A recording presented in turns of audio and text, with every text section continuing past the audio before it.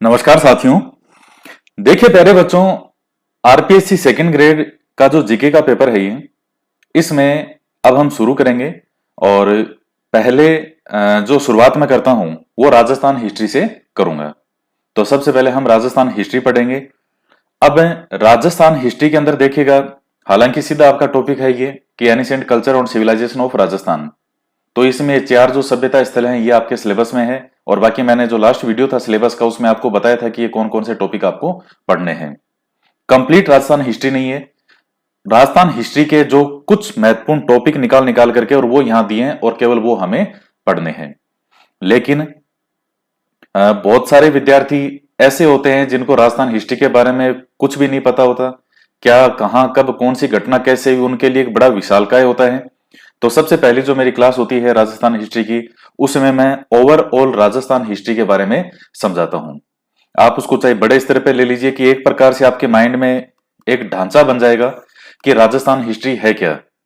यानी प्राचीन काल से लेकर के जब से मनुष्य है, इतिहास बना है, वहां से लेकर के और 1947 तक।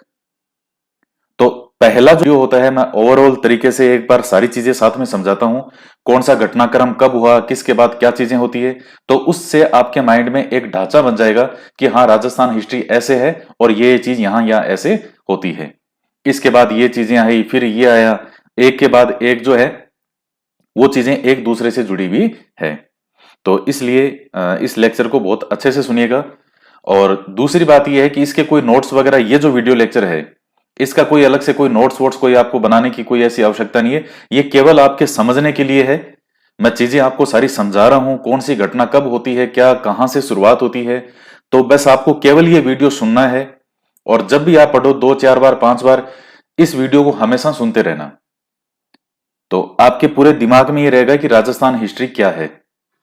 फिर आगे की जो चीजें हैं वो तो हमें पढ़नी है।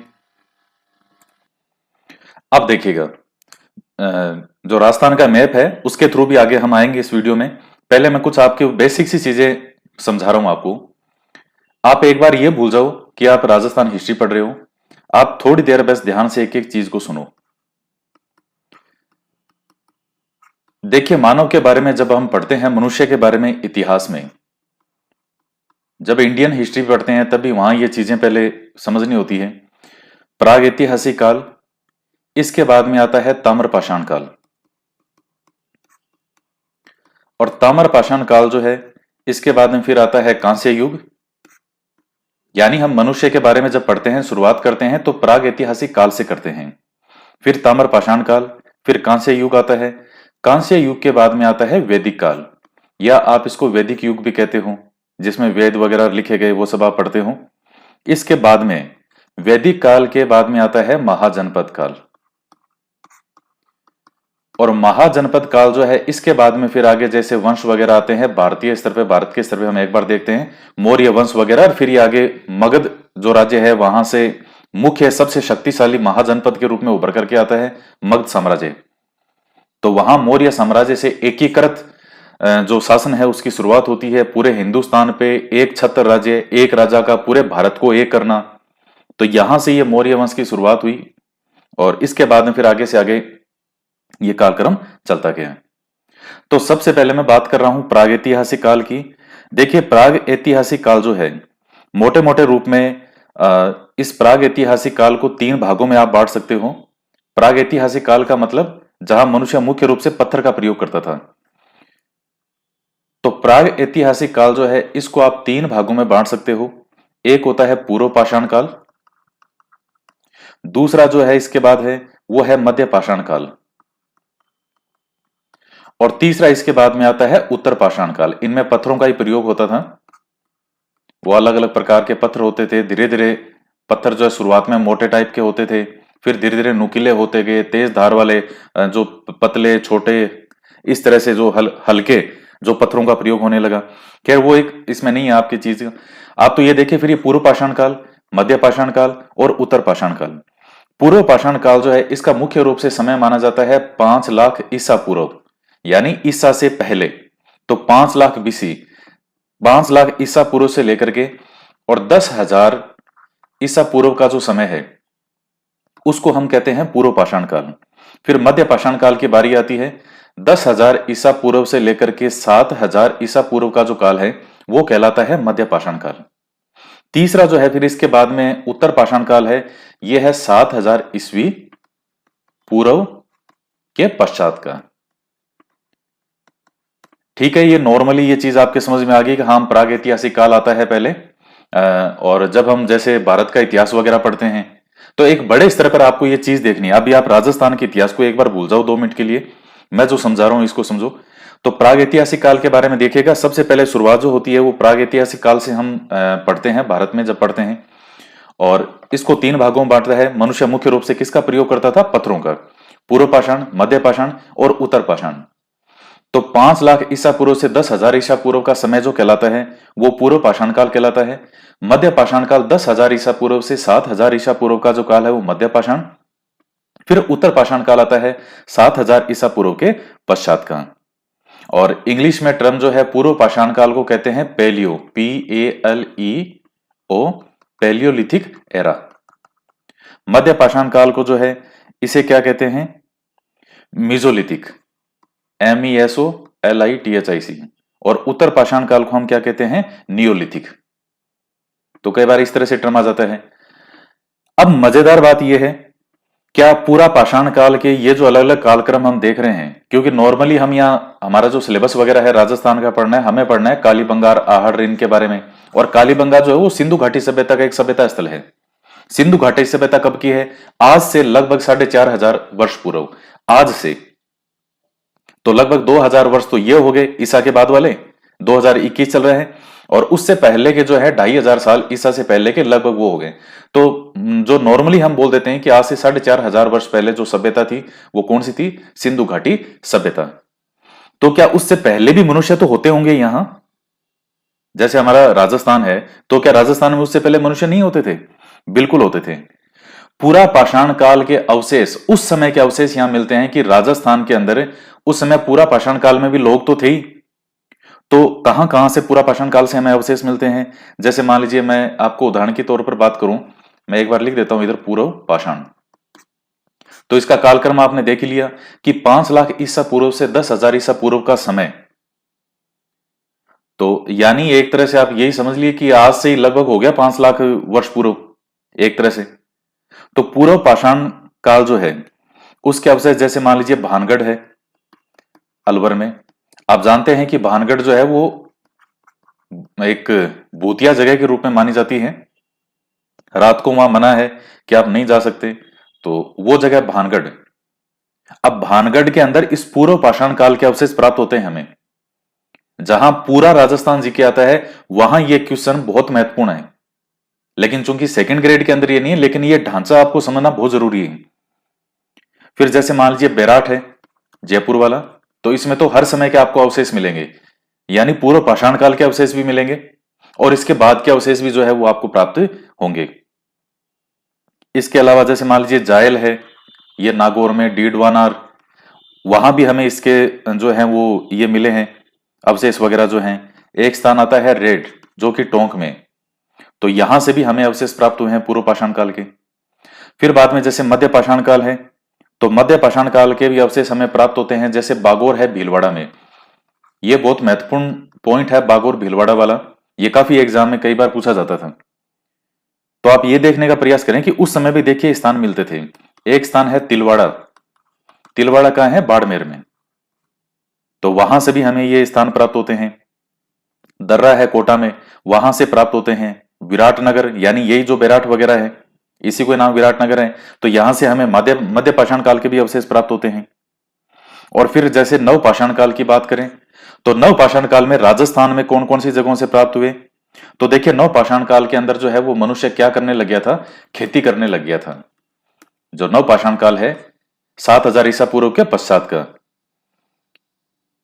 तो यानी आप ये समझ लीजिए लगभग 7,000 ईसा पूर्व से 2,500 ईसा पूर्व के बीच का जो समय एक तरह से मान लीजिए, क्योंकि वहां से फिर सिंधु घाटी सभ्यता शुरू हो जाएगी बाद में। तो उस समय जैसे नियो जो ये लिथिक काल है, तो मनुष्य खेती वगैरह करने लग गया था। ये जो बेड़च और गंभीरी नदियां हैं कहां पर? चित्तौड़ में, उनके किनारे, बनास नदी के तट के किनारे। तो ये मुख्य रूप से जो स्थान होते थे वहां से हमें नवपाषाण काल के भी अवशेष प्राप्त होते हैं। तो ये है मेन मेन चीजें। अब ये जो पूर्व पाषाण काल है 7000 ईसा पूर्व, इसके बाद में जो अब समय आता है वो ताम्र पाषाण काल का है, जहां हमें ताम्र के अवशेष भी प्राप्त हुए हैं।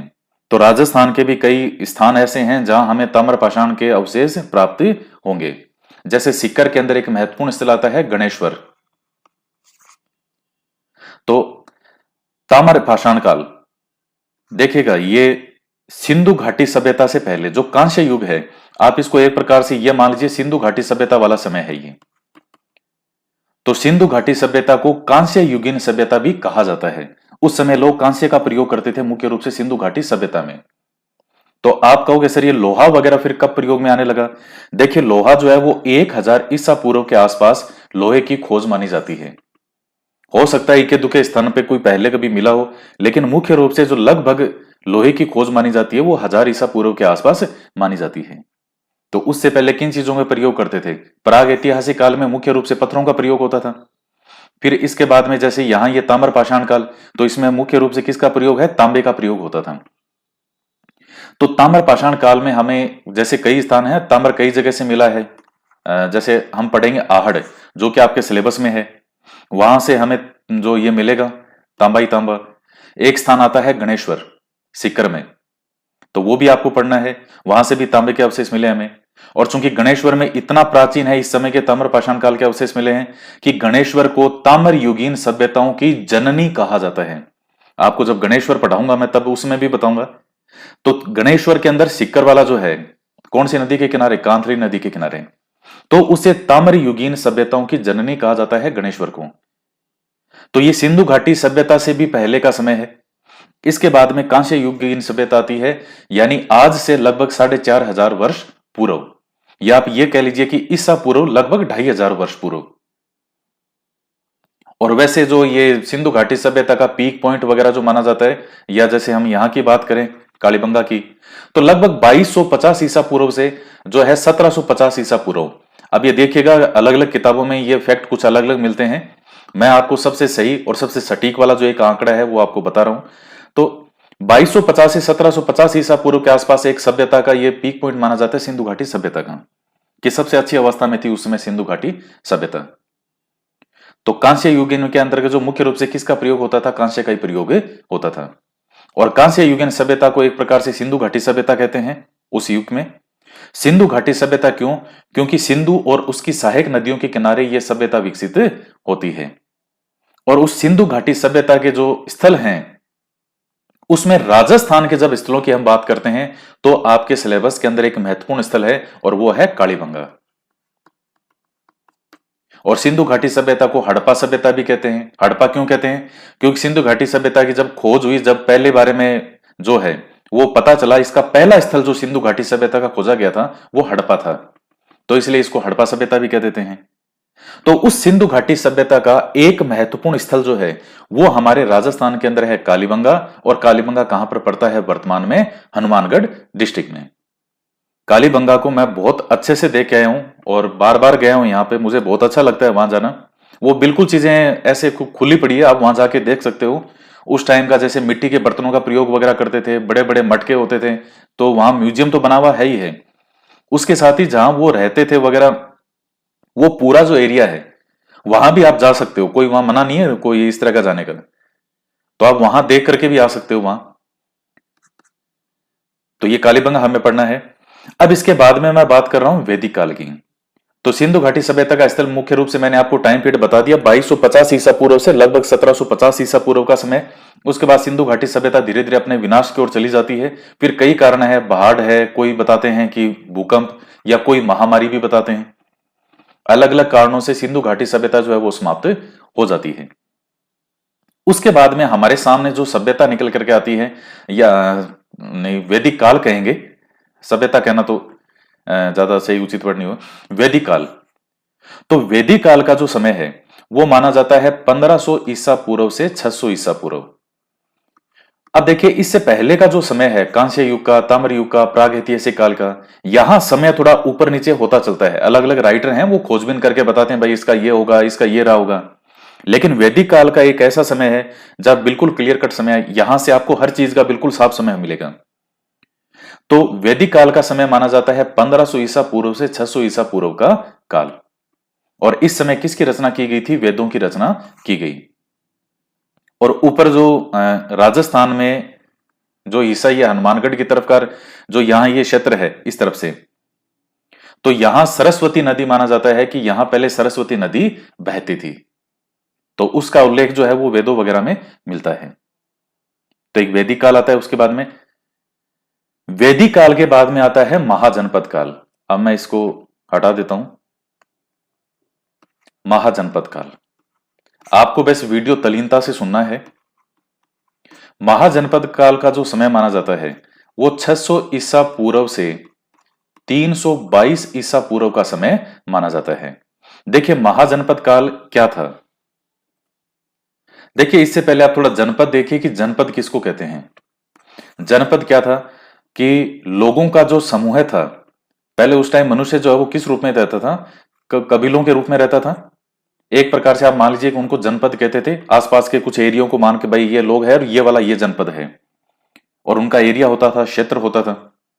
तो जो कुछ मजबूत जनपद हुए उन्होंने दूसरे जनपदों को अपने अंदर शामिल करना शुरू कर दिया, उनको हराना शुरू कर दिया, पराजित करना शुरू कर दिया।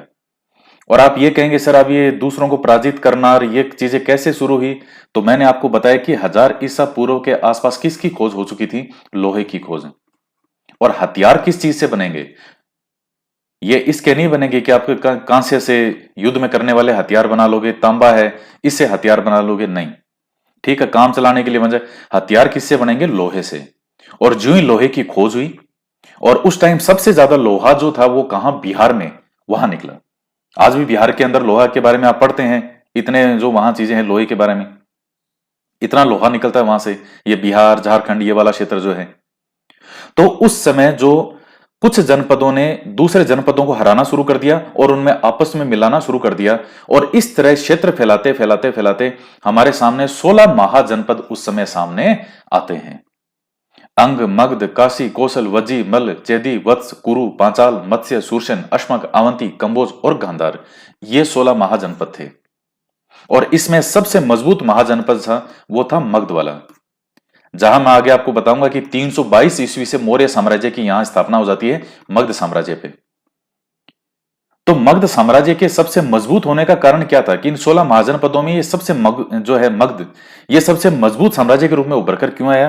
क्योंकि लोहा वहां सबसे ज्यादा था। वहां एक से ज्यादा, एक से बढ़कर एक उन्होंने हथियार बनाए, और हथियारों के दम पर उन्होंने दूसरों को विजित किया। तो ये महाजनपद काल है। अब इस महाजनपद काल के अंदर जैसे मान लीजिए कुछ ऐसे आते हैं, ये मत्स्य जनपद, मैंने अभी नाम लिया था 16 महाजनपदों के, उसमें एक मत्स्य का भी नाम आता है। और भी कई जनपद हैं, जैसे यहां कई जनपद थे, शिवी जनपद था, ये छोटे जनपदों में थे। वो 16 महाजनपदों में जैसे मत्स्य इनका नाम था। और मत्स्य जो है वो मुख्य रूप से इसलिए माना जाता है यहां क्योंकि इसकी राजधानी थी विराटनगर। और विराटनगर को आप बेराट नाम से भी जानते हो, वर्तमान में इसको विराटनगर कहते हैं। और वैसे इसका जो है क्या नाम था? पहले बेराट के नाम से जानते हैं। और ये बेराट या विराटनगर वही स्थान है जहां पांडवों ने अपना 1 वर्ष का अज्ञातवास निकाला था। उसमें यह था कि अगर 1 वर्ष के अंदर इनकी जो जो पहचान है अगर वो उजागर होती है तो इन्हें फिर से 12 वर्ष का जो वनवास है वो भोगना पड़ेगा। तो ये 1 वर्ष का जो है अज्ञातवास पांडवों ने इसी यहां ही निकाला था, विराटनगर में। जयपुर और उसके आसपास का क्षेत्र था उसको कहते थे मत्स्य, ये जनपद में आता था। फिर तो ये तो आपको एक महत्वपूर्ण बात होगी, उस समय छोटे छोटे जनपद हमारे यहां सामने आते हैं। मत्स्य तो खैर महाजनपदों में नाम था। शिवी जनपद आता है राजस्थान का, जो इसमें देखिएगा ये जैसे राजस्थान का मैप है, तो उसमें ये जयपुर वाला जो क्षेत्र है, यहां कौन सा जनपद हो गया? मत्स्य जनपद हो गया। ये इसके अलावा जैसे ये जो उदयपुर चित्तौड़ वाला मुख्य रूप से ये जो था इसको कहते थे शिवी जनपद, जिसकी राजधानी थी नगरी। नगरी जो है वो चित्तौड़गढ़ से 7 मील की दूरी पर है। ये मैं देख के आया हूं स्थान, जो है चित्तौड़गढ़ से भी 7 मील की दूरी पर पड़ता है नगरी, जो कि उस समय शिवी जनपद की राजधानी थी। जैसे एक और जनपद का नाम मिलता है मालव जनपद, तो टोंक वाला जो क्षेत्र है ये मालव जनपद के अंतर्गत आता था। सूरसेन वाला जो क्षेत्र है उसकी राजधानी थी मथुरा। तो उसमें ये इधर का थोड़ा ये हिस्सा जो है, ये इस तरफ का जो पूर्व का पूर्वी राजस्थान का कुछ हिस्सा आता था जिसकी राजधानी थी मथुरा। यहां जो गंगानगर हनुमानगढ़ वाला क्षेत्र है, यहां जो जनपद था वो था योधेय जनपद। तो ये जो 600 ईसा पूर्व से 322 ईसा पूर्व का जो काल है, तो भारत के स्तर पर हम देखते हैं तो महाजनपद काल के रूप में सामने आता है।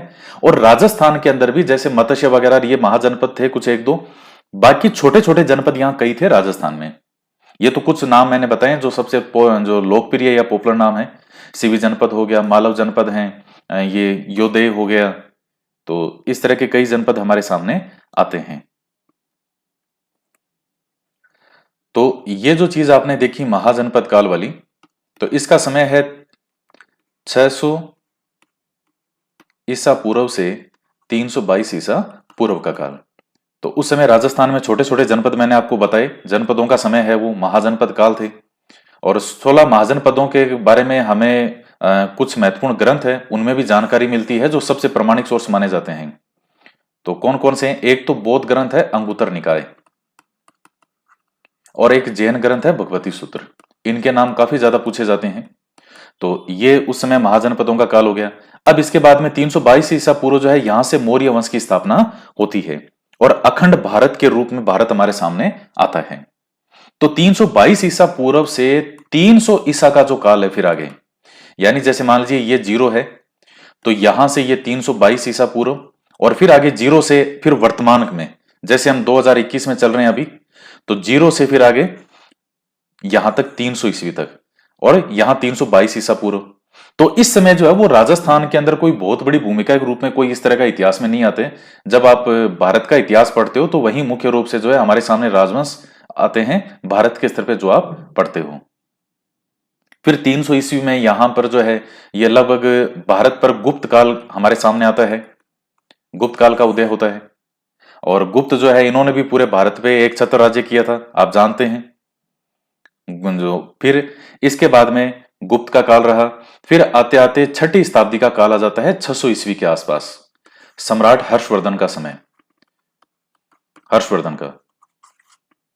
तो अब ये जो 6ठी शताब्दी है और फिर हर्षवर्धन की भी मृत्यु हो जाती है, वहां से अब देखिएगा जो 6ठी शताब्दी का समय है, यहां से अब हमें राजस्थान के अंदर कुछ राजवंश उभर करके और आना शुरू होते हैं। कोई कहीं से आया, कोई बाहर से, कोई किसी स्थान से, और धीरे धीरे राजस्थान के अंदर उन्होंने जो है वो जब राजस्थान का इतिहास हम पढ़ेंगे तो कुछ राजवंशों के बारे में बेसिक जानकारी आपको बताऊंगा कि कैसे वो अलग अलग जगहों से बाहर से यहां आते हैं और यहां आकर के और उन्होंने अपने राजवंश को स्थापित किया। जैसे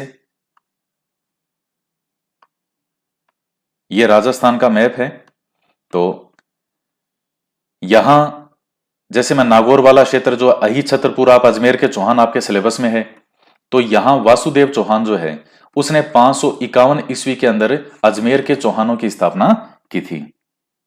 और पहले जो नागौर का प्राचीन नाम क्या था? अही छत्रपुर। तो चौहानों की प्रारंभिक राजधानी जो है वो कौन सी थी? अही छत्रपुर थी। फिर अजमेर तो 1113 में जो अजय राज चौहान है वो यहां आकर के अजमेर स्थापित करता है और तब से फिर आगे इनकी राजधानी अजमेर हुई। तो आप देखिएगा 551 ईस्वी का जो समय है तो अभी राजवंश होना स्थापित हो गए। यहां कई राजवंशों के बारे में आपको जानकारी मिलती है। और जो भाटी थे वो पहले ही आगे थे और भी पहले आगे थे। ये जो हनुमानगढ़ वाला यहाँ ये जो किला आता है भटनेर, तो भाटी जो जैसलमेर के भाटी हैं वो मुख्य रूप से कहां के थे? गजनी के। गजनी का है अफगानिस्तान में।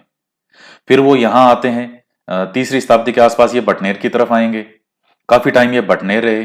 फिर इन्होंने अपनी राजधानी परिवर्तन करते के समय के साथ साथ बटनेर के बाद इन्होंने अपनी राजधानी बनाई थी तन्नौट, तन्नौट के बाद बनाई थी लोदरवा, और लोदरवा के बाद इन्होंने फिर जो लास्ट अपनी राजधानी बनाई वो थी जैसलमेर। तो इस तरह से ये बाहर से जैसे मान लीजिए जो राजवंश इधर उधर से धीरे धीरे देखिए स्थापना हो रही है राजस्थान में राजवंशों की, और समय के साथ साथ कुछ राजवंश बहुत मजबूत उभर करके आएंगे और कुछ राजवंश धीरे धीरे समय के साथ में लुप्त हो जाएंगे। जैसे अजमेर के चौहान है तो स्थापना तो वासुदेव चौहान ने 551 ईस्वी में ही कर दी थी, लेकिन ये 1100 ये जो 92 ईस्वी के अंदर ही क्या हो जाते हैं? तराइन के दूसरे युद्ध के साथ ही अजमेर के चौहान समाप्त हो जाते हैं। तो इस तरह से जैसे ये यहां हुआ, फिर मेवाड़ राजवंश सबसे महत्वपूर्ण राजवंश में आता है। 566 ईस्वी के अंदर जो है वो मेवाड़ राजवंश की स्थापना होती है, गोहिल या गुहादित्य के द्वारा, वो एक ही व्यक्ति है, तो उसके द्वारा यहां मेवाड़ राजवंश की स्थापना की गई। और आगे ये जो अब देखिए, मेवाड़ से पहले स्थापना हो गई थी अजमेर के चौहानों की। मेवाड़ वालों की स्थापना हुई थी 566 और अजमेर वालों की स्थापना हो गई थी 551 में। और फिर आगे से इन्हीं से आगे इनकी शाखाएं बनती गई, मेवाड़ वालों से ही अलग होकर के। जैसे उस वक्त जो मेवाड़ था उसमें मुख्य रूप से ये जो हिस्से हैं ये आते थे मेवाड़ में, ये भीलवाड़ा, राजसमंद, उदयपुर और चित्तौड़गढ़। और यहीं से फिर आगे इनसे शाखा होकर के ये जो डूंगरपुर है, ये प्रतापगढ़ है, ये बांसवाड़ा है, ये इन्हीं मेवाड़ वालों की ही शाखाएं हैं। ऊपर जैसे चौहानों की बात करें तो 1192 ईस्वी के अंदर अजमेर के चौहान क्या हो गए थे, समाप्त हो गए थे। फिर यहां सवाई माधोपुर के अंदर कौन से चौहान है, रणथंभौर के चौहान। पृथ्वीराज चौहान का जो बेटा था गोविंदराज, वहीं आकर के यहां स्थापना करेगा। सबसे प्रतापी शासक यहां था हमीरदेव चौहान, तो वो हम यहां जैसे यहां स्थापना होगी। ये बूंदी, कोटा, ये झालावाड़, ये आगे से आगे इन्हीं से जो है चौहानों की आगे से आगे यहां जो है शाखाएं होती हैं। तो ये मेन बातें होगी, बूंदी के चौहान, कोटा के इधर ये। अब इधर की बात करें तो चौहानों की शाखाओं के अंदर जालोर के चौहान भी आते हैं, सिरोही के अंदर भी आते हैं लुम्बा। यहां जैसे सिरोही का जो है ये 1311 में यहां स्थापना करेगा। देवड़ा जो चौहान कहलाते थे सिरोही वाले, तो उसका स्थापना जो है वो लुम्बा करता है 1311 में। जालोर के चौहान है, इनकी स्थापना की थी कीर्तिपाल चौहान ने 1181 ईस्वी के आसपास। जालोर के चौहानों का सबसे प्रतापी शासक होता है कानड़देव चौहान। क्योंकि आपके सिलेबस में जालोर वगैरह ये अजमेर, इनका जो आपको रिलेशन बताने हैं किसके साथ, सुल्तानों के साथ, यानी सल्तनत काल के साथ, तो उसमें ये हमें पढ़ने हैं। ये जो इधर के शासक थे चौहान शासक, तो ये चौहानों की ही शाखाएं इधर उधर जाती गई। फिर मारवाड़ की यहां 3 शाखाएं थी राजस्थान में। ये जोधपुर वाला जो है, ये मारवाड़ जो क्षेत्र कहलाता था पूरा, तो यहां कौन थे, राठौड़। तो राठौड़ जब ये आते हैं तो सबसे पहले यहां के राठौड़ थे, ये जोधपुर वाले इस तरफ के क्षेत्र के। और फिर इन्हीं से ही आगे 2 शाखाएं निकली, एक तो बीकानेर चले गए, राव बीका, और एक तरफ यहां अजमेर के पास में पड़ता है किशनगढ़, तो किशनगढ़ के राठौड़। आपके सिलेबस में राणा राज सिंह है, और राज सिंह का एक यहां आता है किशनगढ़ का कि उन्होंने किशनगढ़ की राजकुमारी चारुमती के साथ विवाह किया था। पिछले वर्षों के जो आपके जीके के पेपर हैं उसमें यह आया हुआ भी है सेकंड ग्रेड में। किसकी मर्जी के खिलाफ, औरंगजेब की इच्छा के विरुद्ध। तो वो राजकुमारी कहां की थी, इसी किशनगढ़ की थी। किशनगढ़ में कौन से राजपूत थे, राठौड़ राजपूत। तो राजस्थान में राठौड़ों की 3 शाखाएं थी। एक तो ये मारवाड़ के राठौड़, मुख्य रूप से मारवाड़ से मतलब यहां जोधपुर से ही लेते थे, और ये फिर इसके बाद में बीकानेर के राठौड़ और किशनगढ़ के राठौड़। तो ये राजस्थान में कई राजवंश हमारे सामने उभर उभर करके आते हैं। और उसी तरह से जैसे जयपुर के अंदर है, यहां कौन थे, यहां कछवाहा शासकों का शासन था। 1137 ईस्वी के आसपास का समय माना जाता है दुल्हे राय जी का। ये बाहर से आते हैं और यहां आकर के और इन्होंने स्थापना की थी कछवाहा राजवंश की। फिर 1207 ईस्वी में कछवाहों का ही एक शासक होता है कोकिल देव, तो उसने आमेर के मीणाओं को पराजित किया था।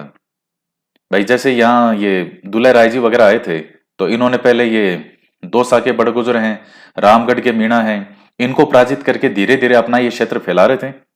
और 1207 में जो कोकिल देव होता है, इन्हीं दुल्हे राय जी का वंशज, ये आमेर के मीणाओं को पराजित करता है। और उसके बाद 1207 से इनकी जो राजधानी है वो होती है आमेर। जब तक सवाई जय सिंह 1727 में जब ये जयपुर की स्थापना करेगा, जयपुर का पहले नाम था जयनगर, फिर यह बन गया जयपुर। तो सवाई जय सिंह जो है वो जयपुर की स्थापना करेगा, तब तक इनकी राजधानी कौन सी रहती है, आमेर। फिर राजधानी किसको बना लिया, जयपुर को बना लिया। तो इस तरह से हमें राजस्थान के कई राजवंशों के बारे में हमें जानकारी मिलती है। तो आज का वीडियो एक बेसिक रूप से आपको समझाने के लिए है। इसमें से कुछ टॉपिक हमारे सिलेबस में है और बाकी चीजें नहीं है, तो आपको एक दिमाग में समझ में आ जाएगा कि किस तरह से आगे जो है वो समय निकल रहा है। तो यहां आपको कई राजपूत जो है शासक देखने को मिलेंगे, और गुर्जर प्रतिहार के बारे में भी आपको सिलेबस में पढ़ना है। तो गुजर प्रतिहार के बारे में हमें कुछ महत्वपूर्ण चीजें भी देखनी होती है कि गुजर प्रतिहार जो 8वीं से 10वीं शताब्दी का समय है, वो पूरे भारत में एक तरह से आप गुजर प्रतिहारों का ही मान लीजिए, इतने मजबूत है। उसमें राजस्थान में सबसे मजबूत थे गुजर प्रतिहार। तो हम ये पढ़ेंगे इनकी राजधानी, जैसे भीनमाल है, ये मेड़तार, ये इन्होंने कैसे कैसे राजधानी आगे परिवर्तित होती की। पहले शुरुआत में मंडोर की तरफ थी, फिर मंडोर कहाँ है, जोधपुर में, फिर मंडोर से ये आगे में जो है ये भीनमाल, मेड़तार, ये कई नाम हमें देखने को मिलेंगे। गुजर प्रतिहारों का त्रिपक्षीय संघर्ष एग्जाम में पूछा जाता है। तो उस वक्त राजस्थान के तो गुजर प्रतिहार, और बंगाल के थे पाल, और दक्षिण के थे राष्ट्रकूट। इनमें लगभग 150-200 वर्षों तक जो है वो लगातार संघर्ष होता है। किसके लिए? कन्नौज के लिए। देखिए समय के साथ साथ जो है वो देश में कुछ महत्वपूर्ण स्थान हमारे सामने उभर करके आते हैं। जैसे जो 6ठी शताब्दी में राजा था हर्षवर्धन, तो उसके समय से कन्नौज एक सत्ता का महत्वपूर्ण केंद्र हो गया था। मौर्य काल ये उस टाइम था, उस वक्त था पाटलिपुत्र, यानी आज का पटना। मध्यकाल के समय महत्वपूर्ण स्थान हो जाएगा दिल्ली, यानी इन पर जो अधिकार कर लेगा उस समय, तो फिर यह मानता था कि इसने एक तरह से पूरे भारत को ही विजित कर लिया। तो ये समय के साथ साथ चीजें बदलती रही। तो हमें गुजर प्रतिहारों के बारे में पढ़ना है। अब इसके बारे में 8वीं से 12वीं शताब्दी का जो समय है वो एक तरह से क्या कहलाता है? राजपूत काल ही कहलाता है। भारत में राजस्थान के अंदर तो थे ही थे, उत्तर भारत के अंदर भी आपको कई राजपूत, और दक्षिण भारत में भी आपको, मुख्य रूप से उत्तर भारत में कई राजपूत जो है वो राजवंश देखने को मिलते हैं। अब हम आगे बात करते हैं, कुछ ऐसी घटनाएं हुई जिन्होंने अब इतिहास को बदलना शुरू कर दिया। इतिहास को कैसे बदला? देखिए उस समय ये तराइन का दूसरा युद्ध होता है 1192 में। किस किस के बीच में हुआ था? मोहम्मद गोरी और पृथ्वीराज चौहान, जो कि अजमेर के शासक थे। तो आप जानते हैं कि मोहम्मद गोरी को इस युद्ध में विजय प्राप्त होती है और पृथ्वीराज चौहान की हार होती है, और ये पृथ्वीराज चौहान को मरवा देता है। इसी के साथ ही, और चूंकि ये देखिए युद्ध बहुत ज्यादा महत्वपूर्ण था, क्यों? पहली बार हिंदुस्तान के अंदर कोई मुस्लिम सत्ता की जो है वो नींव स्थापित हुई। आक्रमण पहले भी हुए थे, लेकिन वो सब लूटने के इरादे से आए और लूट करके वापस चले गए। मोहम्मद गोरी जो था, ये भी कोई यहां रहने के हिसाब से नहीं आया था, ये महत्वाकांक्षी था। चूंकि तराइन के पहले युद्ध में इसकी बड़ी बुरी हार हुई थी, बेइज्जती के साथ हार हुई थी, तो ये वापस चला गया था। 1 साल बाद तैयारी करके वापस आता है और पृथ्वीराज चौहान को पराजित करता है। तो जब ये वापस जाता है मोहम्मद गोरी, तो ये अपने एक खासम खास आदमी को यहां छोड़ के चला जाता है संभला करके कि तुम संभालना, और उसका नाम था कुतुबुद्दीन ऐबक। जहां से सल्तनत काल की शुरुआत मानी जाती है गुलाम वंश की। 1206 से, 1206 क्यों कहते हैं? क्योंकि मोहम्मद गोरी की मृत्यु होती है 1206 में, और यह सल्तनत काल कब तक चलेगा? 1526 तक। सबसे अंतिम शासक कौन था सल्तनत काल का? इब्राहिम लोदी। तो ये उस समय का समय था, और इसने यहां के काफी चीजों में कुछ बदलाव हुए। जैसे एक तो पहली बार मुस्लिम सत्ता भारत में स्थापित हुई। यहां 5 जो है वो वंश हुए थे सल्तनत काल में। जो सिलेबस वाला वीडियो था मैंने भी उसमें भी आपको बताया था। पहले गुलाम वंश हुआ था इसमें, ये कुतुबुद्दीन ऐबक से, और फिर खिलजी वंश आता है जिसमें अलाउद्दीन खिलजी पढ़ते हैं आप महत्वपूर्ण रूप से, और फिर उसके बाद में कौन आया था? सैयद वंश, नहीं सॉरी, ये कौन सा आया था? तुगलक वंश, फिर सैयद वंश, और लास्ट में लोदी वंश। तो अब ये जो सल्तनत काल के सुल्तान रहे थे, इनका राजस्थान के शासकों के साथ जो रियासतें थी, जो राजवंश थे, राजपूत शासक, उनके साथ कौन सा संघर्ष हुआ वो हमें पढ़ना है, और आपके सिलेबस के अंदर है। ये देखिएगा, यह आपके सिलेबस के अंदर यहां लिख रखा है कि रिलेशन विद दिल्ली सल्तनत। तो इसमें मेवाड़, रणथंबोर और जालोर। तो 1206 से लेकर के 1526 ईस्वी तक, उस समय जो भी इन तीनों रियासतों के शासक थे, महत्वपूर्ण शासक, उन शासकों का उस समय दिल्ली में रहने वाले सुल्तानों से, यानी 1206 से 1526 ईस्वी के बीच में इन तीनों रियासतों के जो भी शासक हुए हैं, इनका जो संघर्ष है वो हमें इनके साथ में पढ़ना है, जो कि आपके सिलेबस में है। अब सल्तनत काल के बाद में, सल्तनत काल का समय आपको मैंने बता दिया। उस समय जो मुख्य रूप से राजधानी है वो कौन सी है? दिल्ली है, सुल्तानों की। अब इसके बाद में क्या होता है? आप जानते हैं कि 1526 के अंदर युद्ध होता है पानीपत का। किस किस के बीच में? बाबर वर्सेस इब्राहिम लोदी। और इसमें इब्राहिम लोदी की पराजय होती है। इब्राहिम लोदी की पराजय के साथ ही सल्तनत काल शुरू होता है और मुगल काल शुरू, जो सल्तनत काल है वो समाप्त होता है और मुगल काल शुरू हो जाता है। लेकिन चूंकि बाबर को अभी भी सामना करना था, एक महत्वपूर्ण शासक था, जब तक उसको पराजित नहीं करेगा बाबर, तब तक वो यहां राजवंश स्थापित करने के बारे में नहीं सोच सकता। और वो कौन थे? मेवाड़ के शासक थे राणा सांगा, जो कि आपके सिलेबस में है। तो फिर इसके बाद में यहां मुगल काल की जो है वो सत्ता स्थापित हो जाती है। और एक तरह से आप ये मान लीजिए कि बाबर से लेकर के, यानी 1526 से लेकर के और 1707 में औरंगजेब की मृत्यु होगी। औरंगजेब की मृत्यु। तो हालांकि औरंगजेब के बाद के भी शासक हैं, लेकिन वो फिर नाम मात्र के ही हैं। 1857 की जो क्रांति होगी उस समय शासक यहां का होता है बहादुर शाह जफर। और यहीं 1857 की क्रांति के साथ ही मुगल सत्ता पूरी तरह से, जो कुछ नाम मात्र की थी, वो भी समाप्त हो जाती है। तो उस समय ये जो बीच का समय है ये कहलाता है मुगल काल। मुगल काल में प्रारंभ के शासकों के नाम आते हैं, जैसे बाबर है। बाबर का बेटा कौन हो गया? हुमायूं हो गया। हुमायूं का बेटा कौन हो गया? अकबर। अकबर का बेटा जहांगीर। जहांगीर का बेटा शाहजहां और शाहजहां का बेटा औरंगजेब। तो 1707 के अंदर औरंगजेब की जो है वो मृत्यु होती है और 50-50 वर्षों का कार्यकाल लगभग रहा था अकबर और औरंगजेब का। अकबर भी लगभग 50 वर्ष तक रहा था, औरंगजेब भी लगभग 50 वर्ष तक शासक रहा था। और जो अकबर है वो तो चूंकि बहुत कम उम्र के अंदर ही राजा बन गया था, शासक बन गया था। औरंगजेब तो लगभग 50 साल की उम्र में शासक बना था और काफी लंबा जिया औरंगजेब। तो अब देखिए, शुरू में जब अकबर शासक बनता है तो अकबर ने शुरू में तो विरोध की नीति अपनाई, कहीं युद्ध करना, आक्रमण करना।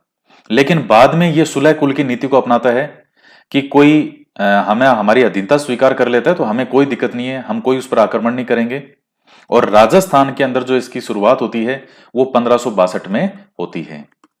कब होती है? जब आमेर का शासक होता है भारमल, और वो अपनी पुत्री का विवाह किसके साथ कर देता है? अकबर के साथ करता है।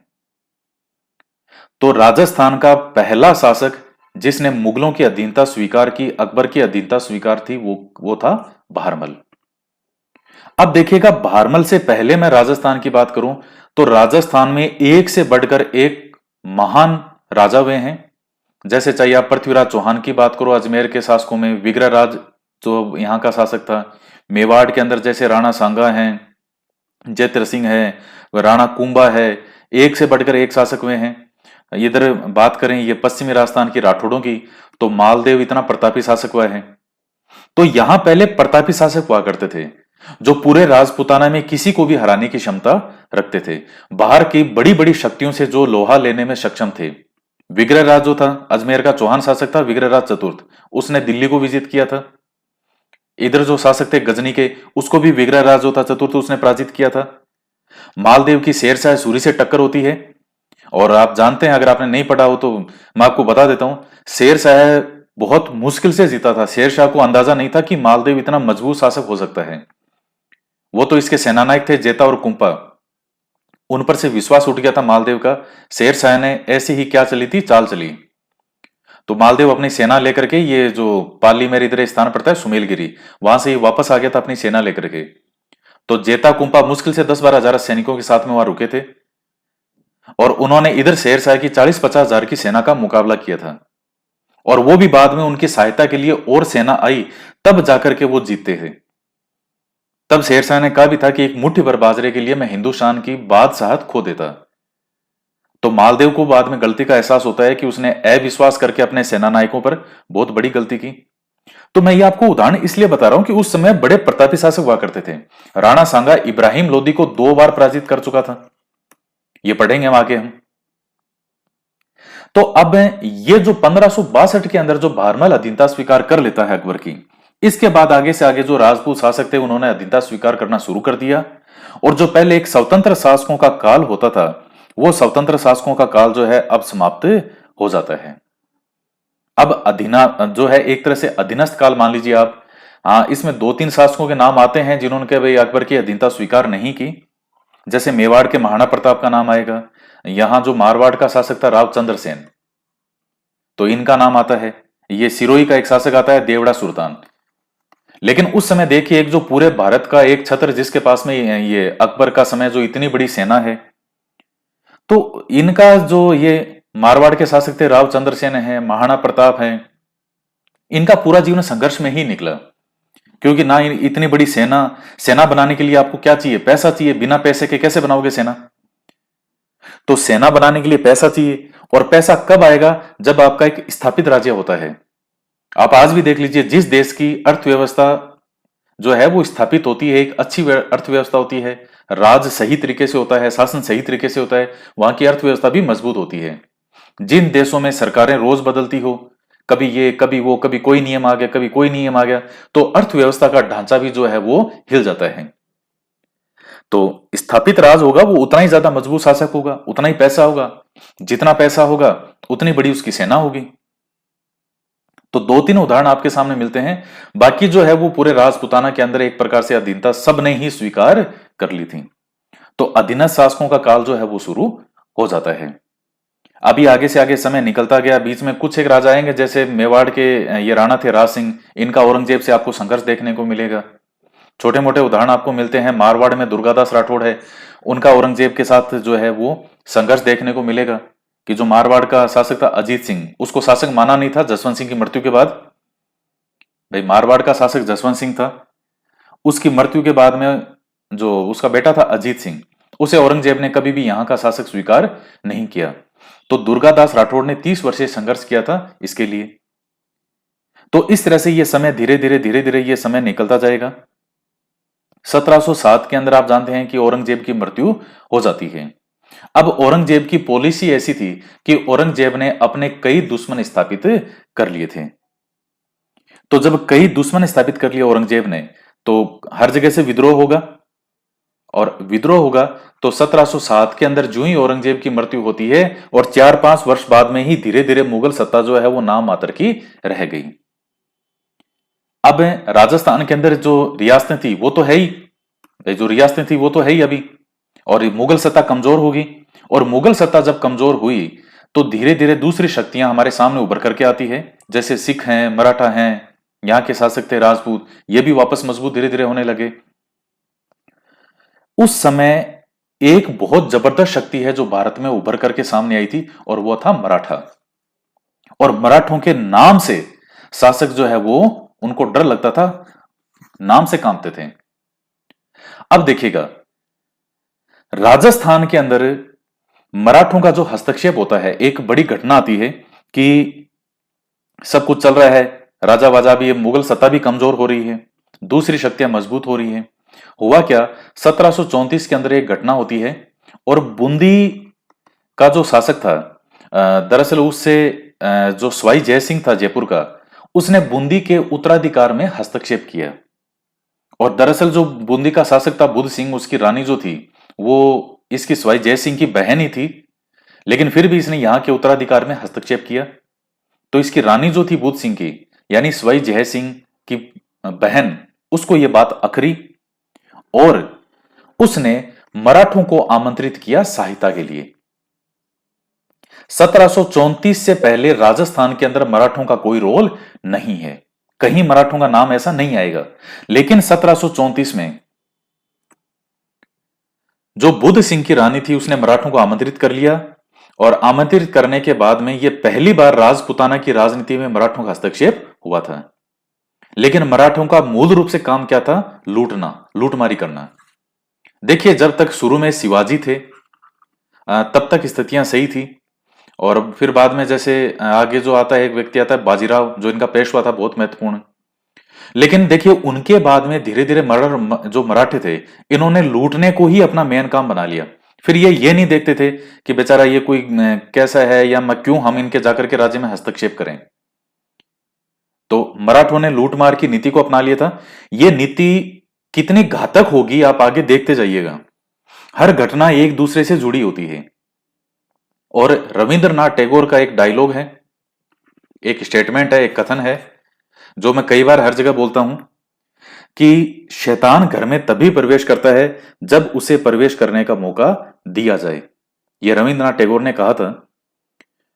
तो अब ये शैतान यहां कौन है? अंग्रेज। वो प्रवेश तब करेगा जब उसको मौका मिलेगा। जब मौका ही नहीं देंगे तो वो आएगा कैसे? और अब देखिए स्थितियां अंग्रेजों के लिए कैसे जो है वो बन रही है। स्थितियां ऐसी बन रही है कि मराठों ने थोड़े ही टाइम के अंदर अंदर सारे राजपूत शासकों को लूटना शुरू कर दिया कि ला पैसे दे, 2 महीने वे नहीं, फिर आगे ला पैसे दे, पैसे निकाल।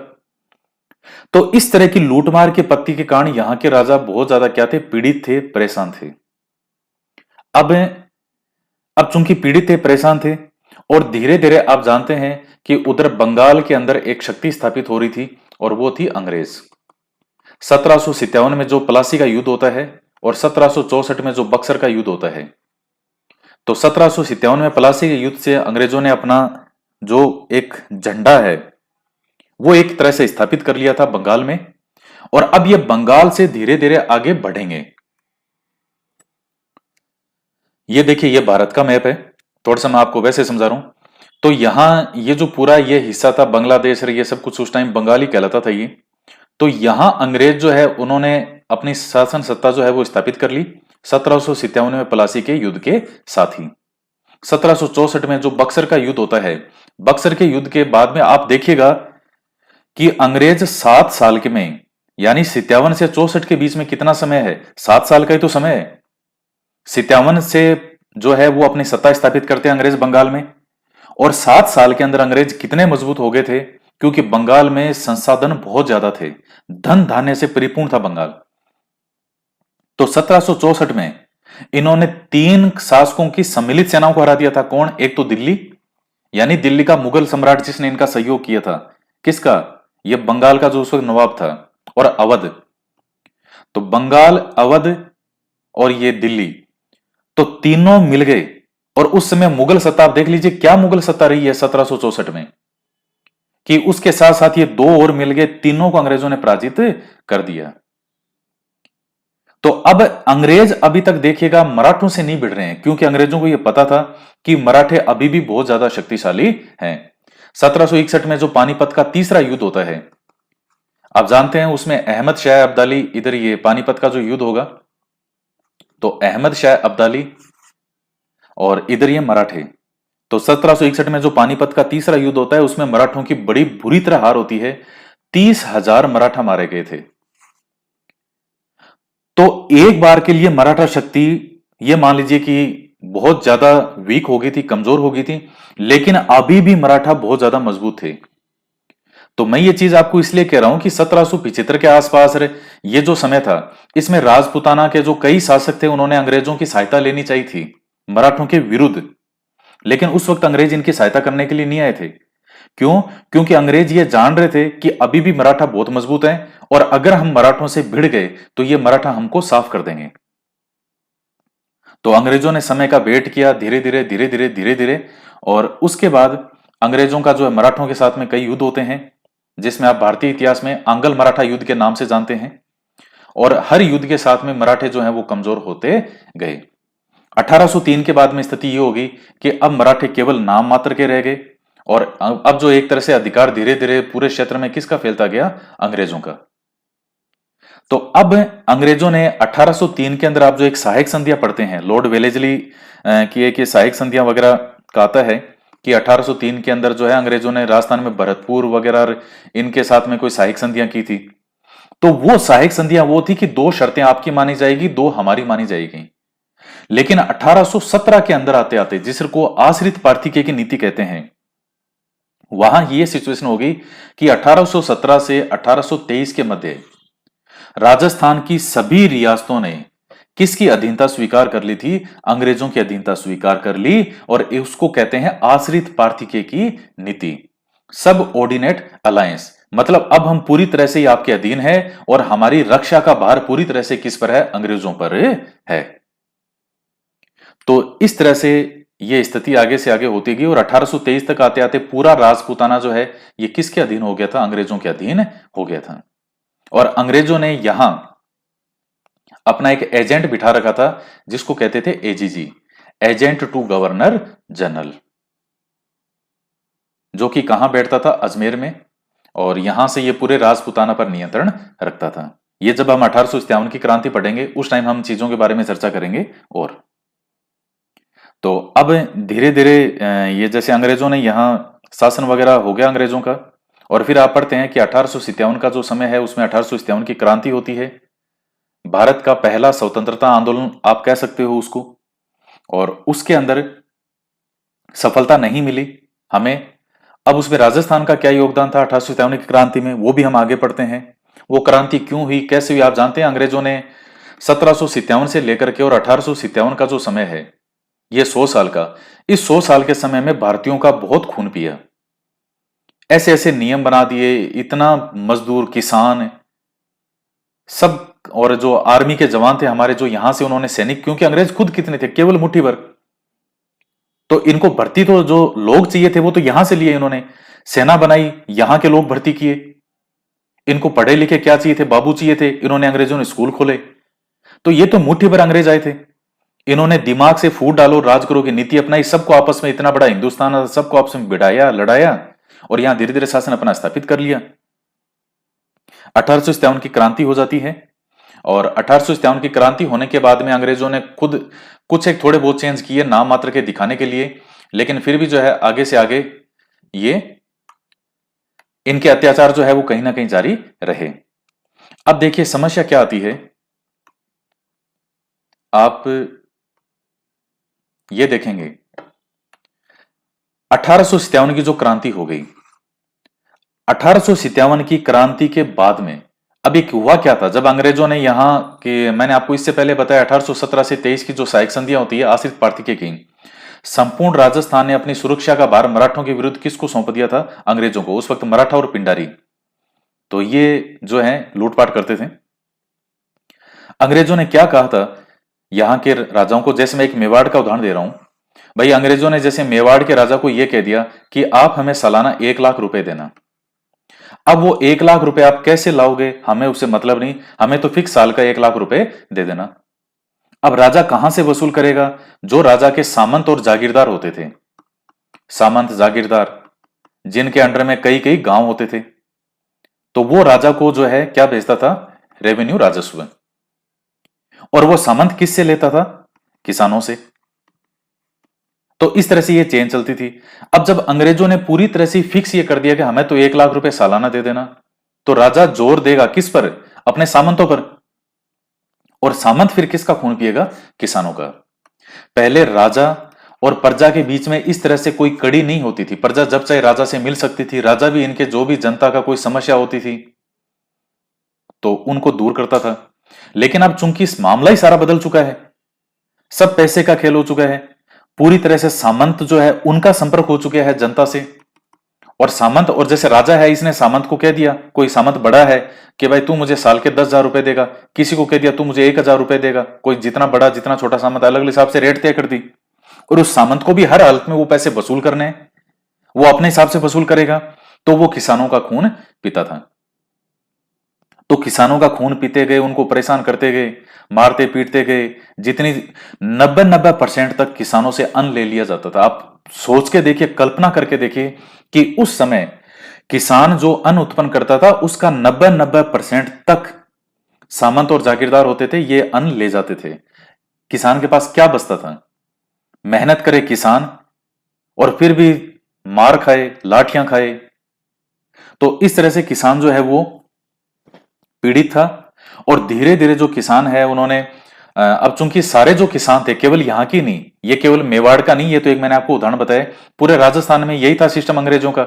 मारवाड़ वाले को भी कह दिया कि मुझे सालाना इतनी रकम दे देना, अब तुम कैसे लाओगे हमें मतलब नहीं। यही जयपुर वालों को बोल दिया, यही बीकानेर वालों को बोलता, सारी रियासतों को ऐसे ही बोल दिया। और उस टाइम राजस्थान में जो सिस्टम था वो तो यही था कि राजा जो है उसके अंडर में ये होते थे सामंत, जिनकी सहायता से वो क्या करता था, शासन करता था। और सामंत कौन होते थे? मुख्य रूप से राजा के ही जो है वो भाई बंधु होते थे। एक राजा की कई कई रानियां होती थी, कई कई रानियों से कई कई संतानें होती थी।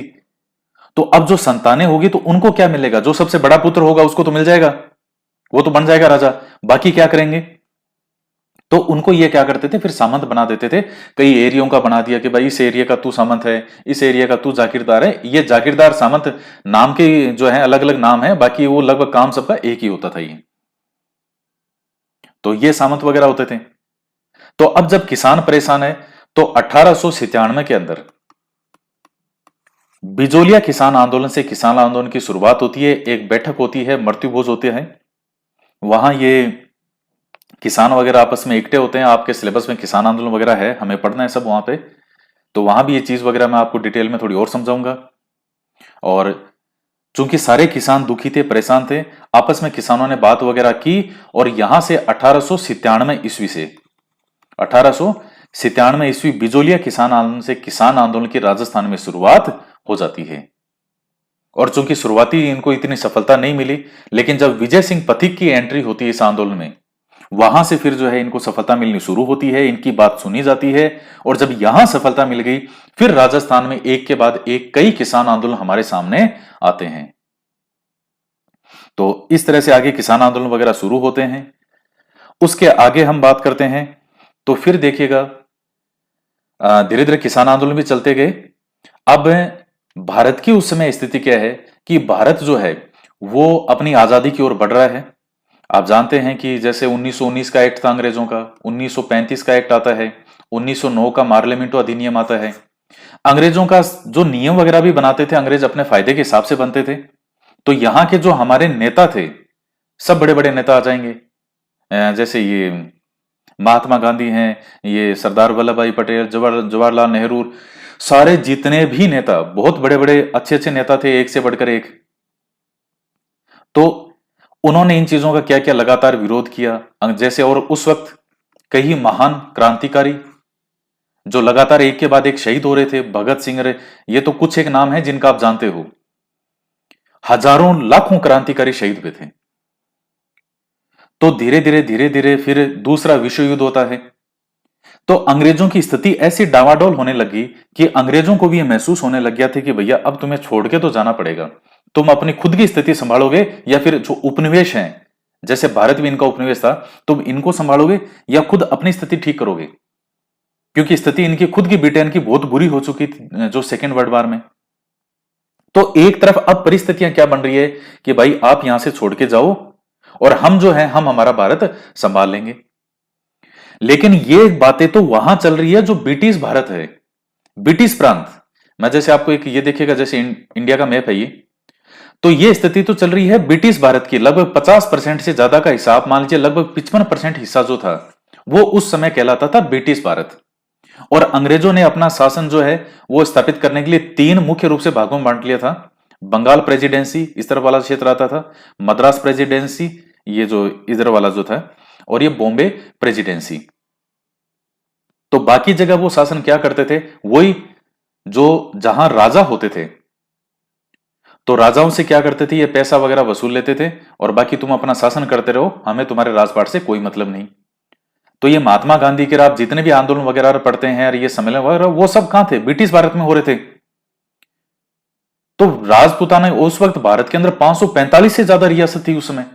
आप सोच के देखिए, उस समय 545 से ज्यादा रियासत, छोटी बड़ी मिलाकर के। राजस्थान में उस समय 19 रियासतें हमारे सामने आती है।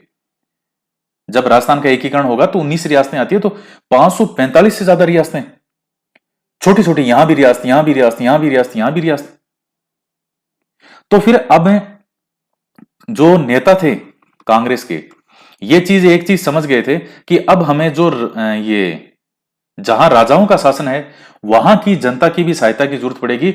वहां जनता जब तक अपने राजाओं को ये नहीं कहेगी कि भाई हमें भी आपके शासन में शामिल करो, यानी एक तरह से धीरे धीरे किसकी ओर जा रहे हैं, लोकतंत्र की तरफ जा रहे हैं। तो इस तरह से 1938 का हरिपुरा अधिवेशन होता है। और कहां, हरिपुरा कांग्रेस का अधिवेशन होता है, जिसकी अध्यक्षता किसने की थी, सुभाष चंद्र बोस ने। तो अब यहां से कांग्रेस ने ये जो जनता थी, कहां की, जहां राजाओं का शासन था, कि जनता को यह कहा, उनके जो नेता थे, मध्यम वर्ग के जो पढ़े लिखे नेता थे, जैसे राजस्थान में जयनारायण व्यास और आप ये सब नाम पढ़ेंगे, तो इन सब से आह्वान किया सभी नेताओं से कि भाई आप अपने अपने क्षेत्रों में प्रजामंडल आंदोलन चलाइए। प्रजामंडल यानी जनता का मंडल। और अपने राजाओं को यह कहिए कि आप हमें आपके शासन में शामिल करो। आपके 10 मंत्री हैं तो 2 मंत्री हमारे होने चाहिए जो हमारी बात को रख सकें। तो कई राजा होंगे, उन्होंने बहुत ज्यादा इसका विरोध किया। जैसे मान लीजिए ये जैसलमेर है, जोधपुर है, बीकानेर है, कईयों ने तो स्थापना ही नहीं होने दी उस स्थान पे। जैसे बीकानेर प्रजामंडल की स्थापना हुई थी कहां पर? कोलकाता में। सिरोही प्रजामंडल की स्थापना हुई थी बंबई में। जैसलमेर प्रजामंडल की स्थापना हुई थी जोधपुर में। तो कुछ शासक थे जिन्होंने स्वीकार किया इसको, और कईयों ने जो है कि इसका विरोध किया। और इस तरह से आगे आते आते फिर स्थितियां ऐसी बदलती है कि 1947 में भारत आजाद हो जाता है। लेकिन चूंकि अभी भी एक चीज बाकी थी, क्या? कि यहां के जो राजा थे, अब जो लगभग 545 रियासतें थी, तो उन रियासतों को भारत में मिलाना था। क्योंकि अंग्रेज जब भारत से गए 1947 में, तो ये 3 चीजें कर गए। क्या? एक तो अलग से पाकिस्तान बना गए। भारत और पाकिस्तान के क्या कर गए? 2 टुकड़े कर गए कि आज से पाकिस्तान अलग है और भारत अलग है। और इसके अलावा क्या कर दिया, यहां के जो राजा थे, लगभग 545 रियासतें, उनको यह बोल गए, क्या उनके सामने 3 ऑप्शन रख गए। आप चाहो तो पाकिस्तान में मिलो, चाहो तो हिंदुस्तान में मिलो, हिंदुस्तान में रहो, और चाहे तो स्वतंत्र रहो। जाते जाते भी अंग्रेज फूट डाल के चले गए। इस तरह की पॉलिसी कर गए कि तुम हमारे जाने के बाद भी आपस में लड़ते रहो। तो अब आप यह सोच करके देखिए कि कौन सा राजा है जो अपने शासन को अपने हाथ से जाने देगा। कुछ ने पाकिस्तान में मिलने की कोशिश की, और बाकी जो है यहां हिंदुस्तान में रहे, और कुछ ने स्वतंत्र रहने का भी प्रयास किया। जैसे मैं आपको एक उदाहरण बता रहा हूं, जोधपुर के शासक जो थे हनुमंत सिंह जी, तो भोपाल नवाब और मोहम्मद अली जो जिन्ना ने इनको थोड़ा सा क्या है इस तरह की, और चूंकि उम्र भी हनुमंत सिंह जी बहुत कम थी, तो ये इनकी बातों में आ गए और पाकिस्तान में मिलने का प्रयास किया। लेकिन उस समय भारत में लोहा पुरुष जो थे रियासती विभाग के अध्यक्ष, रियासती विभाग की स्थापना हुई थी 5 जुलाई 1947 को। तो जो ये सरदार वल्लभ भाई पटेल है, इनके रहते फिर इन्होंने जो भी किसी की मनमानी नहीं चली राजाओं की। जैसे बांसवाड़ा का एक शासक था राजस्थान में, चंद्रवीर सिंह, उसने उस विलय पत्र पर साइन करते हुए कहा था कि मैं अपने डेथ वारंट पर साइन कर रहा हूं। यानी खुशी खुशी बहुत कम लोग थे जिन्होंने साइन किए थे। कोई जो है पूरी तरह से स्वतंत्र रहना चाहता था, कोई पाकिस्तान में मिलना चाहता था, लेकिन किसी की भी नहीं चली और सबको कहां मिलना पड़ा? भारत में। तो अब जो राजस्थान की रियासतें थी उनका एकीकरण होगा। भाई राजस्थान में उस समय भी अलग अलग रियासतें ही है। राजपुताना कहते थे, अंग्रेजों ने अपनी सुविधा के लिए इसको राजपुताना नाम दिया था, और भाई ये राजपुताना है और यहां ये 19 रियासतें हैं। लेकिन अब आजादी के बाद इन रियासतों का भी तो एकीकरण होगा, इनको मिलाया जाएगा, क्या बनेगा? राजस्थान बनेगा। तो फिर रियासतों के एकीकरण का प्रयास होता है, और कई जो है इसमें दिक्कत भी आती है, समस्याएं भी आती है। लेकिन 18 मार्च 1948 से मत्स्य संघ से राजस्थान के एकीकरण की शुरुआत होती है। शुरू में ये जो 4 रियासतें थी, ये इधर वाली, ये अलवर, भरतपुर, धौलपुर, करौली, इनको मिलाकर के शुरू में मत्स्य संघ बनाया गया। और फिर बाद में आगे ऐसे करते करते 7 चरण कंप्लीट होते हैं, और 1 नवंबर 1956 को राजस्थान का वर्तमान स्वरूप जो है वो हमारे सामने आता है। तो ये राजस्थान के इतिहास के बारे में जो मेन टॉपिक हैं, मेन चीजें थी, वो सारी मैंने आपको समझाई है, और मुझे आशा है कि ये चीजें आपके बहुत अच्छे से समझ में आई होगी। अब ये देखिए आपका सिलेबस क्या है। ये राजस्थान का सिलेबस है, और जो मैंने चीजें आपको समझाई, ये सारी, कोई आपके ऐसा नहीं है कि ये सब जो चीजें मैंने समझाई थी वो सारी सिलेबस में थी, लेकिन मैं इसी तरीके से पढ़ाता हूं, समझाता हूं।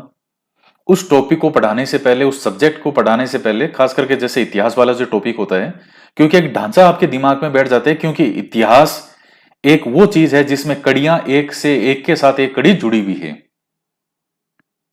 तो इस तरह से आपको मैंने प्राग ऐतिहासिक काल से लेकर के, जैसे पहले आपको बताया प्राग ऐतिहासिक काल आता है, फिर ताम्र पाषाण काल आता है, कांस्य युगीन सभ्यता आती है, फिर ये जैसे जो ये वैदिक काल वाला समय आता है, महाजनपद काल आता है, फिर छोटे छोटे जनपद होते हैं।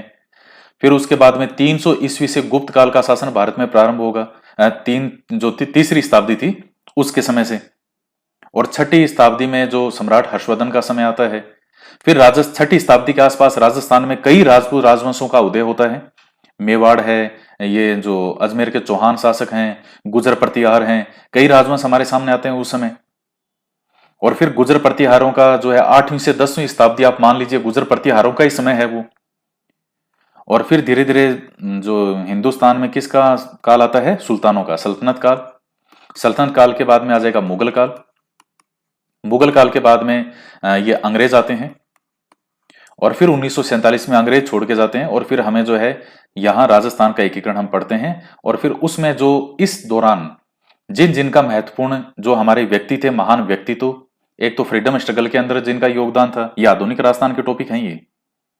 और ये जैसे जो किसान और जो जनजातीय आंदोलन, इनमें कई महत्वपूर्ण नेता थे।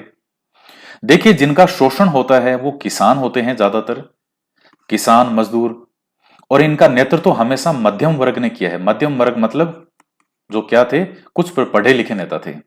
विजय सिंह पथिक है, जयनारायण व्यास है, माणिक्यलाल वर्मा जी हैं। तो इस तरह के लोग हमारे सामने आएंगे। प्रजामंडल आंदोलन हमारे सामने आएगा।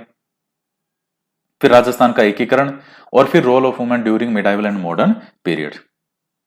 तो इस तरह से ये राजस्थान के अंदर जो मैंने आपको चीजें समझाई, प्राग ऐतिहासिक काल से लेकर के 1947 तक, और इस प्रकार से ये चीजें हमारे सामने आती है और हम इनको पढ़ते हैं। तो मुझे आशा है कि ये वीडियो लेक्चर आपके बहुत अच्छे से समझ में आया होगा, और आप इसी तरह से जैसे, और आज का जो वीडियो है इसमें आपको कोई नोट्स वगैरह बनाने की या इस तरह की कोई आवश्यकता नहीं है। आप 2-3 बार इस वीडियो को देख लेना आराम से, आपके दिमाग में एक ढांचा बन जाएगा। तो जिन विद्यार्थियों ने पहली बार राजस्थान जीके पढ़ रहे हैं, साइंस मैथ के विद्यार्थी हैं, इंग्लिश के विद्यार्थी हैं, या जो पहली बार एग्जाम दे रहे हैं, उन्होंने आज तक कभी नहीं पढ़ा राजस्थान जीके, या जिन्होंने पढ़ा भी हो, तो उनके सामने एक पूरा ढांचा बन गया कि अच्छा, ये राजस्थान में इस तरह से यहां से कुछ स्थल वगैरह प्राग ऐतिहासिक काल से ही हमें मिलना शुरू हो जाते हैं।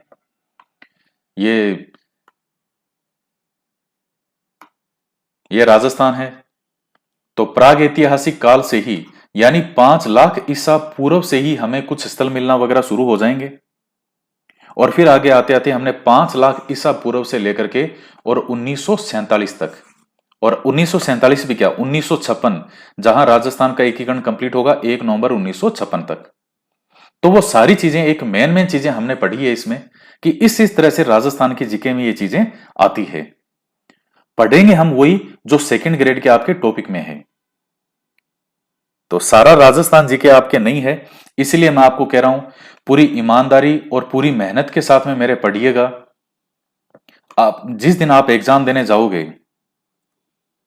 आपका दिल खिल जाएगा कि वास्तव में मतलब क्या पेपर है, किस तरह से हम पढ़ते हैं, किस तरह से एग्जाम में क्वेश्चन आते हैं। और जो चीजें मैं आपको पढ़ा रहा हूं, जो मैटर यहां दूंगा, तो लगभग 70% चांस तो ये है। ये भी एक बहुत बड़ी बात होती है कि केवल नोट्स और वीडियोस में से यहां तक क्वेश्चन आ जाना। अब तक तो जितने भी एग्जाम हुए हैं, जैसे साइको वगैरह बाल विकास वाला था, या जो जीके था एसएसटी वाला, वहां तो समझ लीजिए 100% ही आ गए, पूरे पूरे सब कुछ आ गया उनमें से। लेकिन चूंकि ये काफी एक बड़ा सिलेबस है, काफी वाइड एरिया होता है इनमें, इतनी बड़ी बड़ी बुक्स आती है इसमें, तो एक नोट्स का और वीडियो का ये रहता है कि आपको सार और पूरी महत्वपूर्ण जो एक से मान लीजिए क्रीम, जिसको आप कह सकते हो क्रीम, वो चीज मैं आपके सामने रख रहा हूं। तो 60 से 70% तो कम से कम चांस है कि जो मैं पढ़ाऊंगा यहाँ पे डायरेक्ट उसमें से और इससे इर्द गिर्द जो जुड़े हुए फैक्ट हैं वो आपके एग्जाम में आ जाएंगे। 60 से 70% का मतलब ही होता है 120 से 140 नंबर फर्स्ट पेपर में। आप तो इतने भी लिया होगे तो भी आप सिलेक्शन हो जाएगा आपका। इसके आगे तो फिर आपकी श्रद्धा है कि आप कितनी मेहनत करते हो, क्या एक्स्ट्रा। और एक्स्ट्रा मैंने आपको बता दिया कि मैंने जो ये आपको मेट्रो और वीडियो में दे रहा हूं, इसके अलावा केवल आपको एक एग्जाम से गाइड लानी पड़ेगी, और अभी गाइड वगैरह लाने की आपको जरूरत नहीं है। अभी मार्केट में नई गाइड नहीं आई है, आप एक बार अभी मत लाना कोई गाइड। बाद में जब गाइड वगैरह आने लग जाए तो आप एक अच्छी कोई गाइड, अच्छी वो लगभग एक जैसी है, तो इसके अलावा आपको कोई ऑथेंटिक किताबें अलग से पढ़ने की आवश्यकता नहीं पड़ेगी। और ऑलरेडी आपके पास पहले आपने सेकंड ग्रेड की तैयारी कर रखी है, आपके पास कोई गाइड वगैरह है, तो आपको अभी जो है कोई नई गाइड वगैरह लाने की जरूरत नहीं है। तो आज वाला वीडियो है ये थोड़ा जो है बड़ा है, 1 घंटे 10 मिनट के आसपास का समय हो गया इसमें। बाकी नॉर्मल जो अपने टाइम रखेंगे वो 40 से 45 मिनट का एक रखेंगे। एवरेज वीडियो है लगभग 40 मिनट या कभी 35 मिनट या 40 से 45 के बीच एवरेज। लेकिन चूंकि ये पूरा ओवरव्यू एक ढांचा था, तो ये तो फिर से ध्यान रखिएगा, आपको आज वाले में से कुछ नोट्स वगैरह बनाने की जरूरत नहीं है। आपको कोई अगर आप में से लिखना चाहे तो इस वीडियो में से बस एक पेज के अंदर एक यूं सार के रूप में लिख सकता है कि प्रागैतिहासिक ये 1947 तक और ये राजस्थान है। और आज का जो वीडियो मैंने बनाया है इसमें चीजें वैसे इतनी महत्वपूर्ण है कि आप मान के चलो 2-4 क्वेश्चन तो आज के वीडियो में से ही आ जाएंगे, जो चीजें आपको समझाई है और जिस तरीके से समझाई है। नेक्स्ट वीडियो जो है फिर उसमें अब आगे हम शुरू करेंगे ये कालीबंगा से, एनिसेंट कल्चर और सिविलाइज ऑफ राजस्थान। तो पढ़ना क्या है इसमें, ये 4 स्थल हमें पढ़ने हैं। तो कालीबंगा, आहड़, गणेश्वर और बैराठ। तो आज के इस वीडियो लेक्चर में इतना ही। और आज का वीडियो आपको कैसा लगा, मैसेज जो है आपके ऐप में जो बॉक्स है चैट बॉक्स वाला, तो वहां आप मुझे कमेंट करके बताइएगा कि आज का जो वीडियो है, ये शुरुआत जो हुई है हमारी, आपको कैसा लगा वीडियो। अच्छे लगे हैं, अच्छा लग रहा है, तो आपके कोई दोस्त वगैरह हो, आपके मित्र वगैरह हो, उनको भी बताइएगा इसके बारे में, ताकि ज्यादा से ज्यादा विद्यार्थियों को एक सही चीज मिल सके, लाभ मिल सके, और सेकंड ग्रेड का एग्जाम जीवन में आपको दोबारा नहीं देना पड़े। तो आज के वीडियो में इतना ही। तो मिलते हैं नेक्स्ट वीडियो में। जय हिंद, जय भारत।